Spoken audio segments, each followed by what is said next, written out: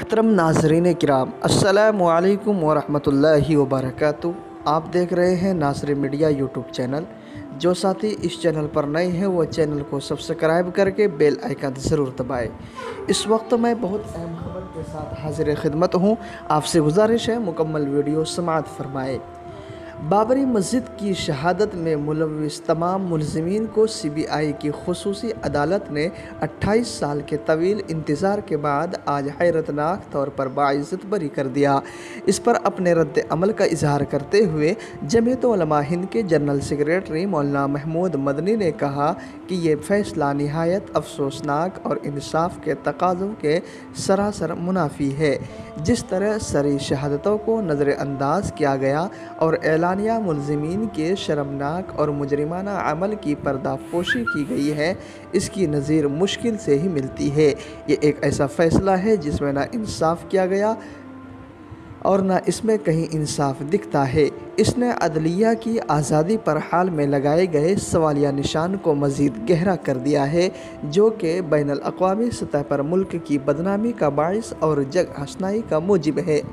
مولانا مدنی نے مزید کہا کہ یہ فیصلہ تشویشناک بھی ہے، کیونکہ جہاں ایک طرف اس سے فسطائی عناصر جو کہ دیگر مساجد کو نشانہ بنانے کے لیے پر تول رہے ہیں انہیں شہ ملے گی اور ملک میں امن و امان کو زبردست خطرہ لاحق ہوگا، وہیں دوسری طرف ملک میں اقلیتوں اور کمزور طبقات کے درمیان مایوسی پھیلے گی اور عدالتوں پر اعتماد میں کمی آنے کے باعث بہت سارے تنازعات پرامن طریقے سے حل کیے جانے کے بجائے زور و زبردستی اور تشدد کے ذریعے طے کرنے کا رواج قائم ہوگا۔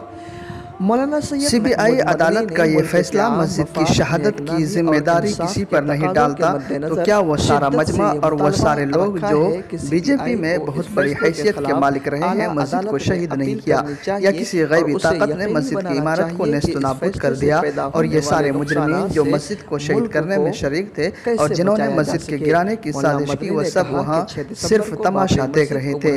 یہ فیصلہ ناانصافی کی تاریخ میں ایک مثال کی حیثیت سے پیش کیا جائے گا۔ جنرل سیکریٹری مسلم پرسنل لا بورڈ حضرت مولانا سید محمد ولی رحمانی نے یہ بھی کہا کہ اس مرحلے میں سی بی آئی کو ایمانداری ظاہر کرنی چاہیے اور اوپر کی عدالت میں مقدمہ دائر کرنا چاہیے۔ جی ہاں دوستو، آپ سے گزارش ہے اس خبر کو زیادہ سے زیادہ شیئر کریں، منہدم کر دیا، لائک کریں، کمنٹ میں اپنی رائے ضرور میڈیا نے اس کے ویڈیو اور فوٹو بنائے اور جو آج بھی ریکارڈ میں موجود ہے۔